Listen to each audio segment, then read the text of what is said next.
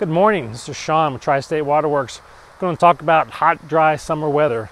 It's been very dry and very hot here in the Cincinnati market the last couple of weeks, and we're starting to see weaknesses in the lawn sprinkler systems that we typically don't see during a normal summer. It's been quite a few years since we've seen some of this stuff. And one issue you can run into is where you have a large tree like this.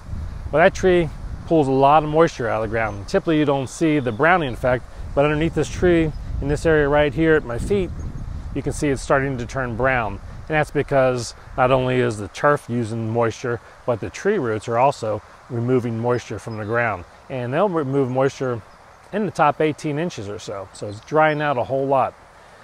Now, you may not see this in the springtime, and a lot of times it doesn't appear until fall. So what do you need to do to overcome this? Well, what you need to do is increase your watering of the tree. There's two things. You can increase the length of time you're watering it. So if you're running 30 minutes, increase it to 40 minutes. Only thing I say be careful there is make sure the water doesn't start running off because you'll waste water. Another option is to add additional water days. So if you're only watering 3 times a week, take it up to 4. If that doesn't get it for you, maybe take it up to 5 times a week. And this will help starting to get the soil around the tree wet enough to keep the grass green, and it's also going to help your trees because trees are very, very valuable and you don't want to lose your trees. So you're doing double benefit here, helping your trees and helping your turf.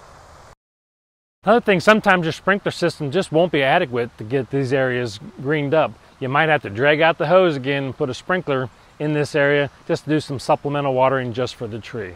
So we have a sprinkler zone on watering around the tree. As you can see, it is getting underneath the tree.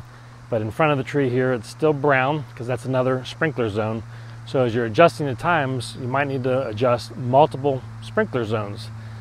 Because when we design systems for lawns, we don't necessarily take the trees into account. It'd been great if this tree had its own zone that did the lawn and the tree, but typically it doesn't. It's going to be 1 or 2 zones, sometimes even 3 that might water the tree and the turf underneath it. So be sure to adjust the times and the days you're watering on all the zones that affect the tree and the grass underneath it.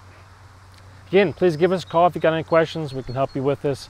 We'd love to make sure your trees stay healthy and your lawn stays green. Have a great day.